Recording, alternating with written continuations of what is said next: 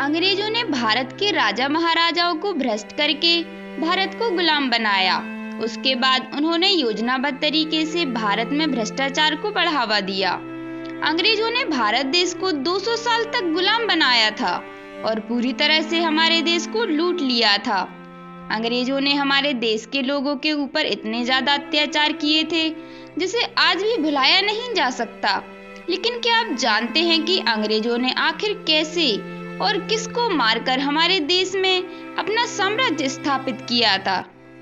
तो आइए वीडियो को स्टार्ट करते हैं और जानते हैं भारत देश गुलाम कैसे बना था। अंग्रेजों ने हमारे देश को गुलाम कैसे बनाया था? वह कौन सा गद्दार था जिसके कारण हमारा देश गुलाम बना था? जब भारत में ब्रिटिश शासन का आगमन नहीं हुआ था तब भारत में रियासतें चलती थीं, जो अलग अलग खंडों पर अलग अलग राजा राज्य करते थे, जो दिल्ली से लेकर कन्याकुमारी तक फैली हुई थी। भारत में कई राजाओं ने राज किया था। भारत में बहुत सारे ऐसे शक्तिशाली वीर शासक हुए जिन्होंने विदेशी आक्रमणकारियों से अपने देश को सुरक्षित रखने का पूरी तरह से प्रयास किया था। पूरा भारत देश अंग्रेजों के आने से पहले अलग अलग रियासतों में फैला हुआ था। कोई रियासत मुंबई में थी तो कोई दिल्ली में। इस प्रकार पूरा भारत देश अलग अलग रियासतों में बटा हुआ था। अंग्रेजों ने धोखा देकर और छल से हमारे देश के राजाओं की रियासतों को छीन लिया था। अंग्रेजों के पास काफी ज्यादा मानसिक बल था, जिसके कारण वे लोग भारत के राजाओं को मार देते थे और उनके रियासत पर कब्जा कर लेते थे। इस प्रकार भारत के सभी राजाओं को अंग्रेजों ने एक एक कर मार दिया और उनके रियासत अपने में शामिल कर लिए। भारत के बहुत सारे ऐसे राजा और महाराजा हुए जिन्होंने अंग्रेजों के खिलाफ देश की रक्षा के लिए युद्ध किए, लेकिन वे राजा भी अंग्रेजों के हाथों मारे गए।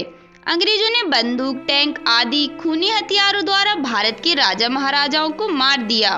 भारत के सभी राजाओं को मारने के बाद अंग्रेजों ने स्वयं अपना शासन चलाना शुरू कर दिया और इस प्रकार हमारा देश अंग्रेजों का गुलाम बन गया। आमतौर पर भ्रष्टाचार तथा गरीबी भारत में कहीं भी कभी भी नहीं देखने को मिलती थी। यदि यह कहा जाए कि गरीबी, सामान्य राजनीति और प्रशासनिक भ्रष्टाचार अंग्रेजों की देन है, तो इसमें कोई अतिशयोक्ति नहीं होगी। मुंबई के प्रसिद्ध प्रशासक और व्यवसायी शानबाग लेखकों और साहित्यकारों में काफी प्रसिद्ध रहे हैं। अपने देहांत से पहले शानबाग ने भारतीय संपदा और पाठकों पर बड़ा उपकार किया जब उन्होंने विश्व प्रसिद्ध इतिहासकार एवं चिंतक विल ड्यूरा की दुर्लभ पुस्तक द केस फॉर इंडिया का पुनः प्रकाशन किया। यह पुस्तक अंग्रेजों द्वारा भारत की लूट ही नहीं बल्कि भारत के प्राचीन संस्कारों, विद्या और चरित्र पर इतिहास के सबसे बड़े आक्रमण का तथ्यात्मक वर्णन करती है। इस पुस्तक में उन्होंने लिखा है कि भारत केवल एक राष्ट्र ही नहीं बल्कि सभ्यता, संस्कृति और भाषा में विश्व का मात्र संस्थान था। भारत भूमि हमारे दर्शन, संस्कृति और सभ्यता की भूमि कही जाती थी। जब अंग्रेज भारत आए तो उन्होंने राजनीतिक दृष्टि से कमजोर लेकिन आर्थिक दृष्टि से अत्यंत वैभव और ऐश्वर्य संपन्न भारत को पाया। ऐसे देश में अंग्रेजों ने धोखाधड़ी, अनैतिकता और भ्रष्टाचार के माध्यम से राज्य हड़पे, टैक्स लगाए, करोड़ों लोगों को गरीबी और भुखमरी के गर्त में धकेला तथा भारत की सारी संपदा व वैभव लूटकर ब्रिटेन को मालामाल किया। उन्होंने मद्रास, कोलकाता और मुंबई में हिंदू शासकों से व्यापारिक चौकियां भाड़े पर लीं और बिना अनुमति के वहां अपनी तोपें और सेनाएं रखीं। अंग्रेजी भाषा चलाने और अंग्रेजों के प्रति दास्ता मजबूत करने के लिए भारतीय विद्यालय बंद किए गए। 1911 में गोपाल कृष्ण गोखले ने संपूर्ण भारतवर्ष में प्रत्येक भारतीय बच्चों के लिए अनिवार्य प्राइमरी शिक्षा का विधेयक लाने की कोशिश की, लेकिन उसे अंग्रेजों ने विफल कर दिया। 1960 में यह विधेयक फिर से लाने की कोशिश की गई ताकि संपूर्ण भारतीयों को शिक्षित किया जा सके, लेकिन इसे भी अंग्रेजों ने विफल कर दिया।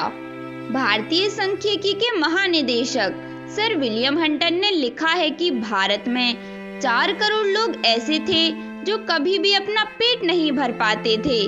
भूख और गरीबी की ओर धकेल दिए गए समृद्ध भारतीय शारीरिक दृष्टि से कमजोर होकर महामारी के शिकार होने लगे थे। 1980 में 12 करोड़ 50 लाख भारतीय इन्फ्लुएंजा रोग के शिकार हुए, जिनमें से 1 करोड़ 25 लाख लोगों की मौत सरकारी तौर पर दर्ज हुई। समान काम के लिए अंग्रेजों को भारतीयों से 10 गुना ज्यादा वेतन दिया जाता था और अंग्रेजों से 10 गुना अधिक विद्वान भारतीयों को उनकी योग्यता के अनुरूप पर कार्य नहीं दिया जाता था।